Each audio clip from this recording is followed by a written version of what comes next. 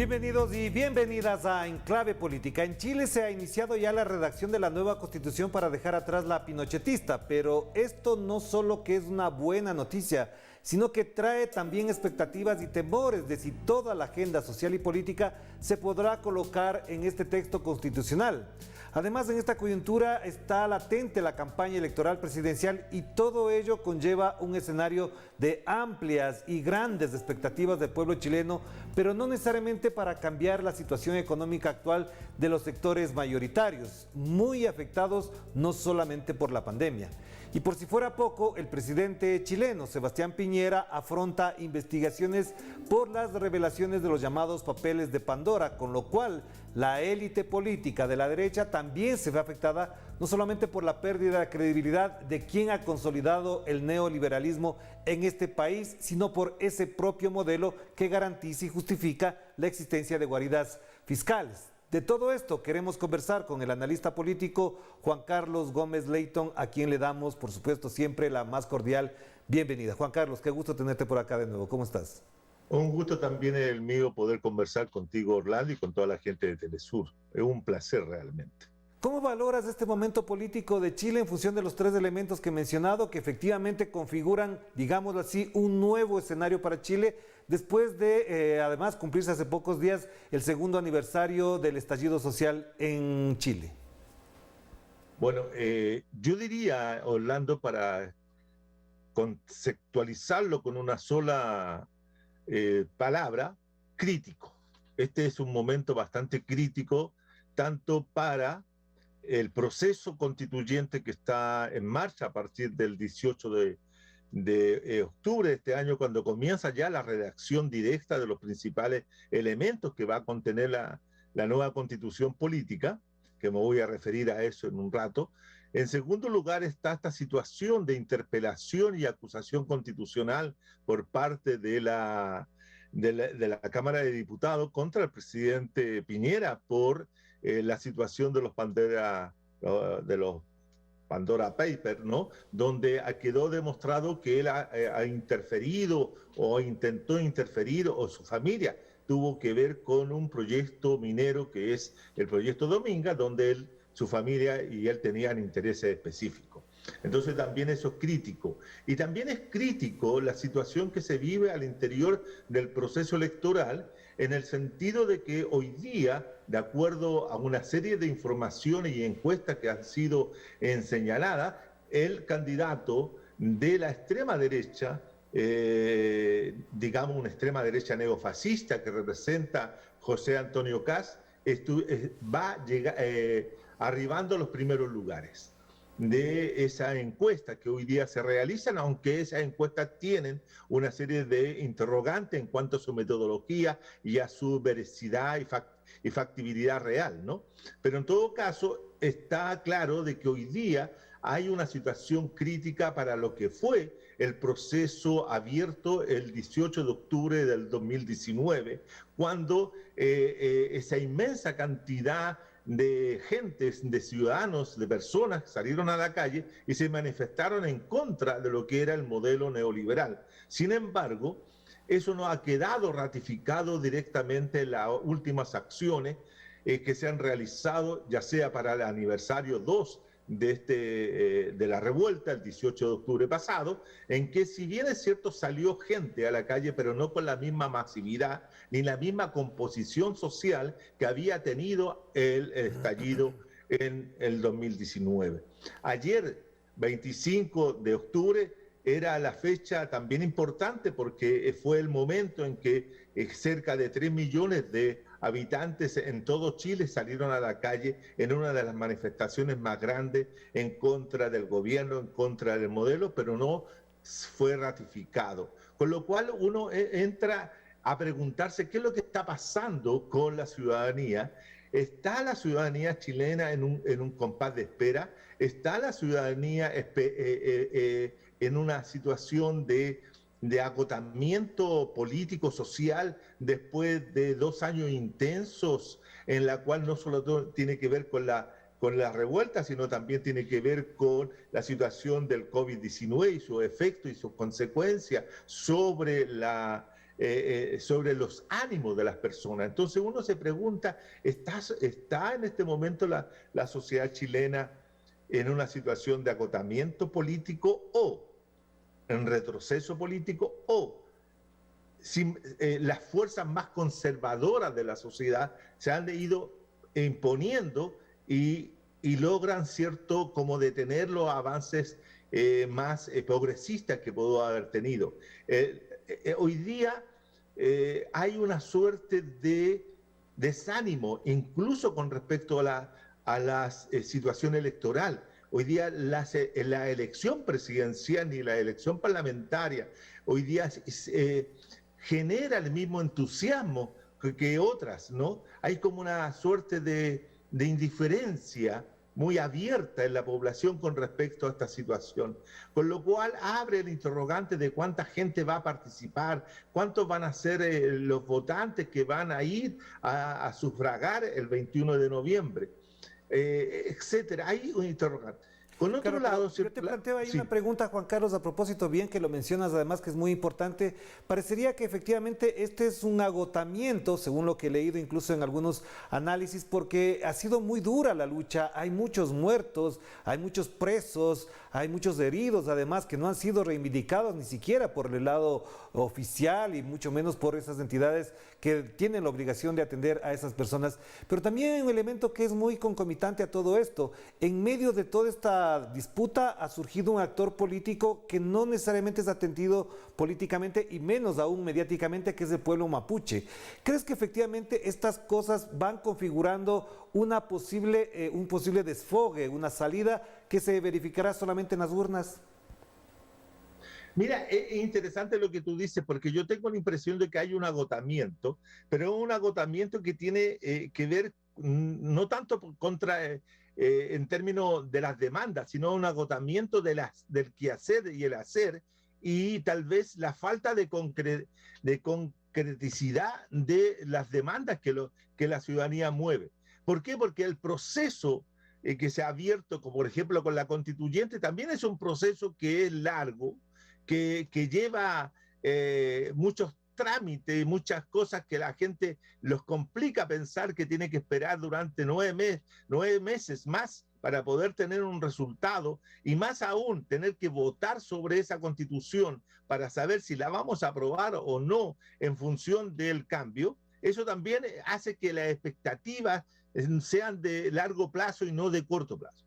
En segundo lugar, el tema mapuche, que hoy día es candente porque el presidente Piñera, ¿cierto?, en una reacción visceral, militarizó, ¿cierto?, la zona, la macro zona sur, estableciendo el estado de emergencia, donde envió a militares, pero eso no significó, comillas, la pacificación de nada, porque ha recrudecido la violencia política en la zona, donde hoy día con la presidencia militar hay muchas más acciones de los grupos que ahí operan, ¿cierto?, resistiendo esta ocupación militar. Con lo cual también se va generando una sensación de inseguridad, una sensación de que estamos en un conflicto que no tiene solución. De manera entonces que lo que ocurre es que en Chile no hay un mecanismo de resolución rápida de la crisis, porque todo es un proceso que es lento y no se resuelve. Entonces va a ser lento la acusación contra Piñera, va a ser lento el proceso constituyente, va a ser lento la resolución por ejemplo, del cuarto retiro, que todavía está entredicho. Entonces hay una serie de situaciones que hacen que la población esté tensa en una impaciente espera de ver resultados concretos. Entonces, Juan Carlos, ahí puntualmente te digo, si ese es el momento más adecuado para imaginar sobre esa lentitud, sobre ese congelamiento de la vida social o de las expresiones políticas, para ser más exacto, ¿hasta dónde, por ejemplo, puede influir en la derecha lo que acabas de mencionar? Es decir, un presidente cuestionado sobre los papeles de Pandora con un candidato como Katz, que sube en las encuestas, si es que efectivamente es así. Entonces, la derecha ha sido mucho más hábil para procesar estos conflictos a su favor, antes que la izquierda, que en este caso podría significarse a sí mismo como la ganadora de todos estos últimos 2 años. Mira, yo estoy totalmente de acuerdo de que la derecha tiene una capacidad de acción en la sociedad chilena muy fuerte.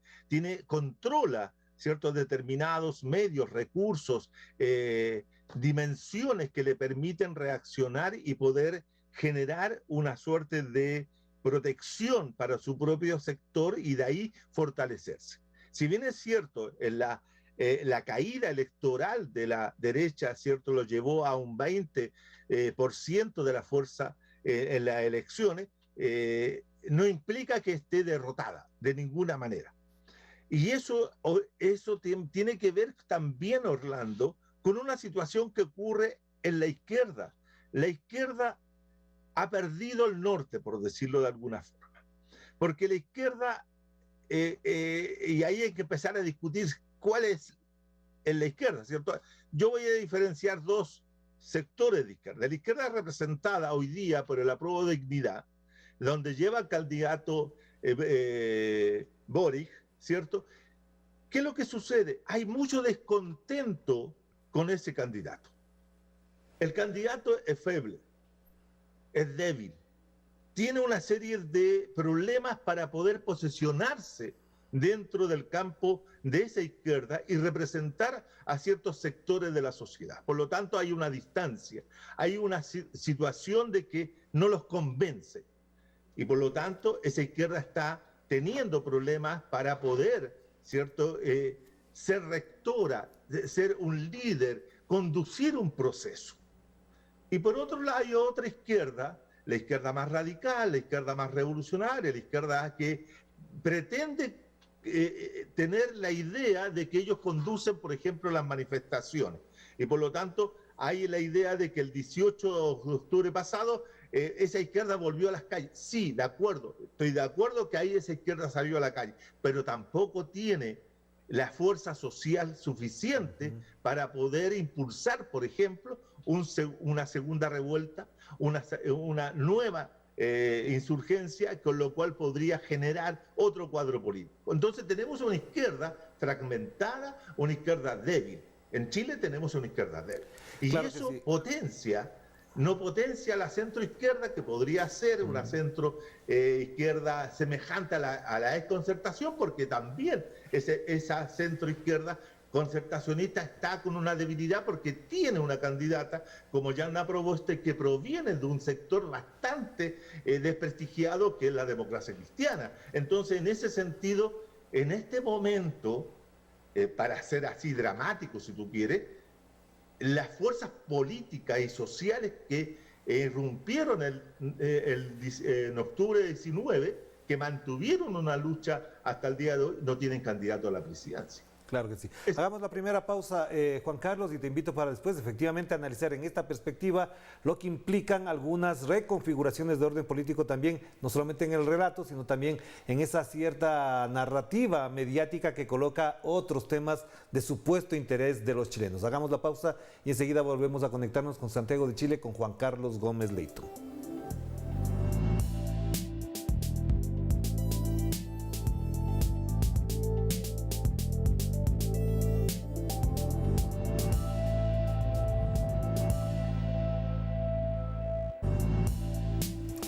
Estamos de vuelta aquí en Enclave Política a través de Telesur, la señal informativa de América Latina y el Caribe. Nos conectamos de nuevo con Chile. Allá se encuentra Juan Carlos Gómez Leyton, a quien le preguntamos a propósito de lo último que mencionabas en esta primera parte.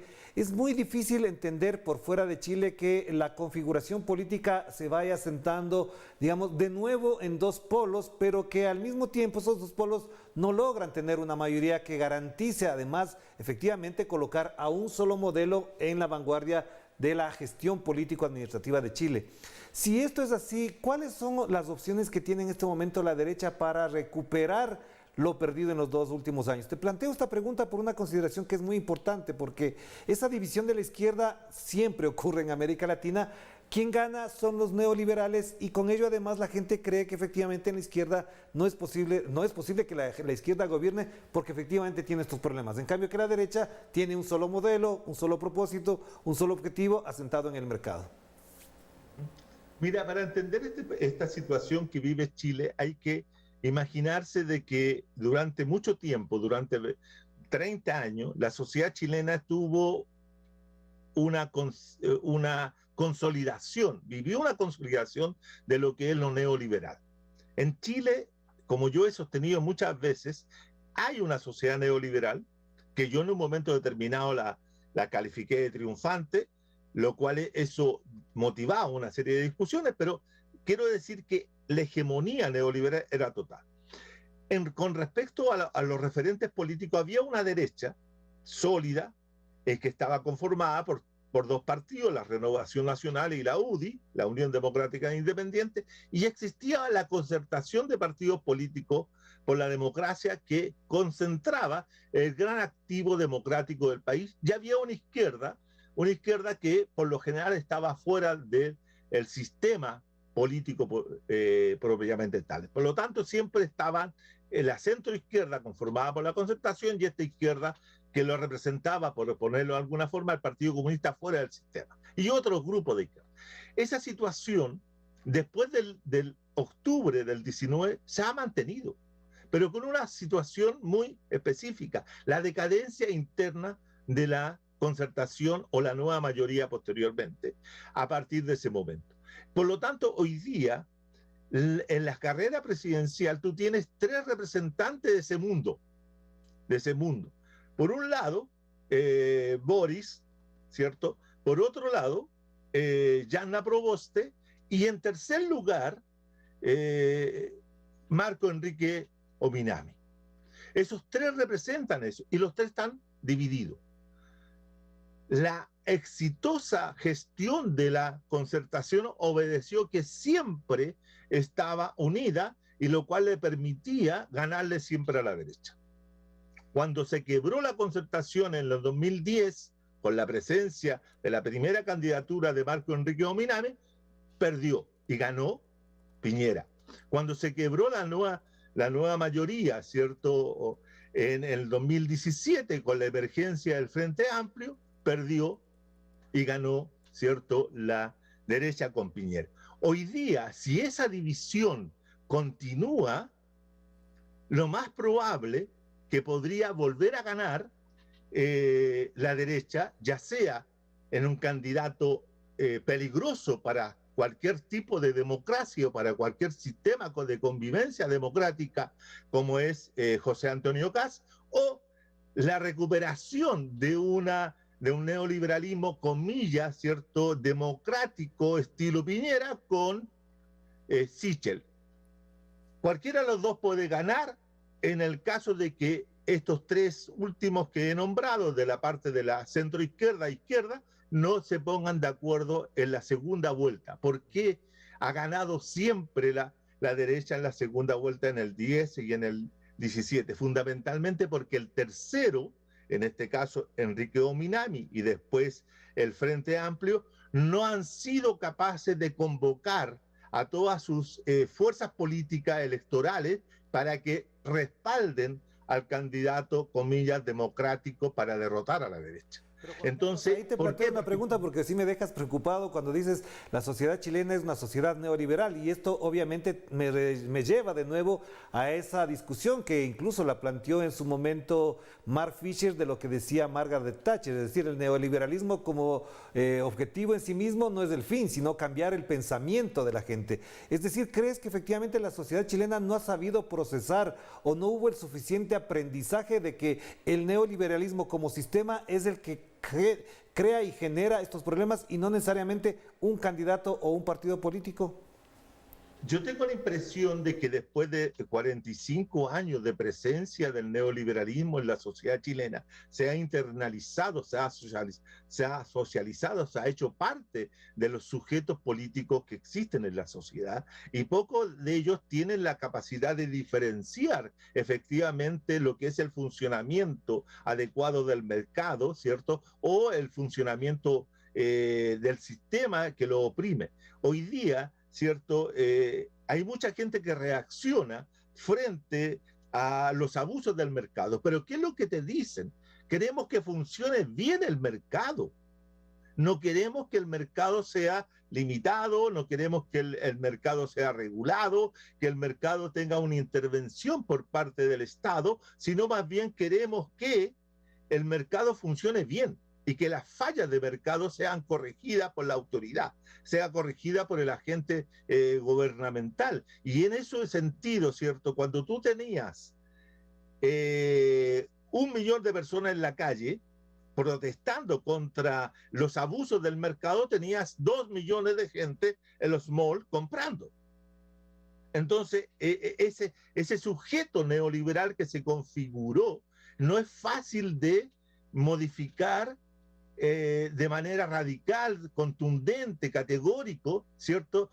A partir de una rebelión como la del 18 de octubre del año pasado, del 2019, digo. ¿Por qué? Porque ese periodo también fue corto, fue temporalmente corto para poder producir cambio en el sentido de la subjetividad de los individuos y individuos que conforman la sociedad chilena. Por lo tanto, hoy día... Incluso te plantearía que esto que acabas de mencionar me dejas preocupado porque hasta dónde, y para cerrar por supuesto que se nos acaba el tiempo, hasta dónde todo este elemento de análisis que has colocado en esa dimensión impediría que la nueva constitución tenga visos de lo que pasó por ejemplo en Bolivia o en Ecuador en su momento, a pesar de que incluso, digo, pues, que tratando de ser optimista, de que ha incursionado un nuevo actor político como es el pueblo mapuche. ¿Es posible que esta constitución no se desarraigue de la estructura y de la matriz neoliberal de la sociedad chilena como lo acabas de mencionar? Mira, yo lo que yo he podido estudiar y yo lo que he podido analizar de esa situación, yo siempre he planteado, y lo planteé mucho antes de que comenzara a desarrollarse el proceso constituyente o constitucional, que lo que vamos a tener de nueva constitución política, porque eso es evidente que va a haber una nueva constitución política, pero va a ser estrictamente capitalista liberal.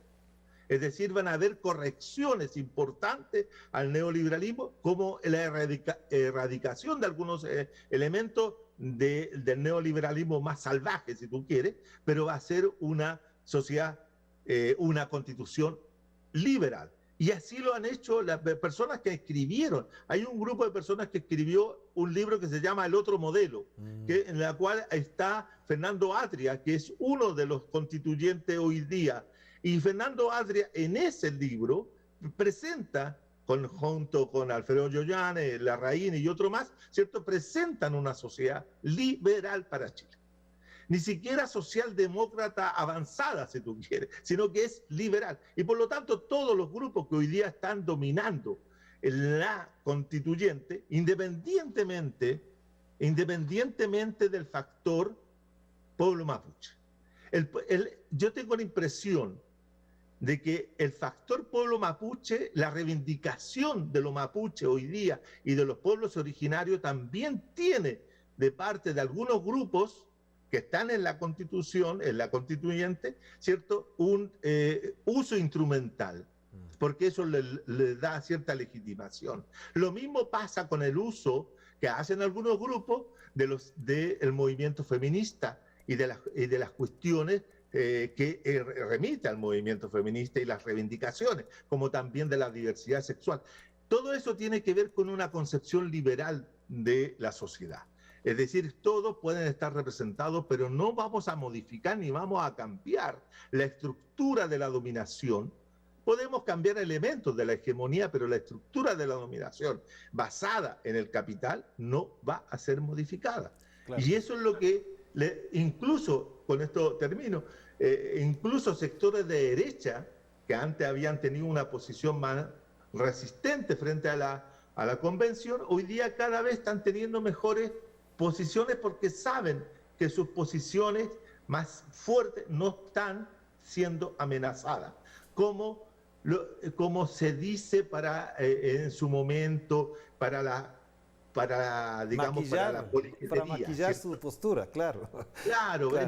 Por eso entonces hay que leer debajo de eso, ¿no? Ayer salía la senadora Ena Bombay diciendo que que la de la Constitución quería cambiar los símbolos, quería cambiar, pero todo ese tipo de cosas tiene que ver con la idea de que así van creando un ambiente en la cual, ¿cierto?, los constitucionalistas tampoco son capaces de plantear cosas muy radicales porque se van a encontrar inmediatamente con una censura de todo. Y además, Orlando, por una cuestión que es muy fuerte en Chile, En Chile los medios de comunicación son todos de derecha y por lo tanto controlan cualquier mensaje que se le quiere llegar a la población.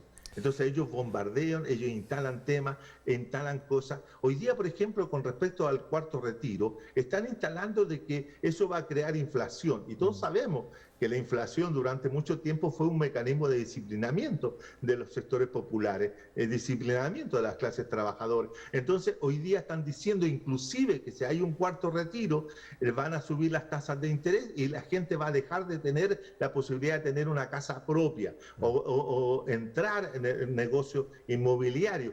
Por lo tanto, están creando miedos permanentemente. Miedos. Claro, muchísimas gracias, Juan Carlos. Sí, efectivamente es muy importante lo que acabas de mencionar. Me dejas un poco desanimado, pero bueno, ya sabremos adelante cómo se comporta el pueblo chileno y sobre eso seguiremos conversando. Te mando un abrazo, que estés muy bien. Un abrazo para ti, Orlando, y disculpa, pero yo siempre hago análisis bastante pesimista. Claro que sí. Muchísimas gracias a Juan Carlos Gómez Leighton a propósito de lo que se vive en esta coyuntura importante, compleja, además tensa en Chile. Nos despedimos. Cuídense mucho, que la pasen bien. Chao, chao.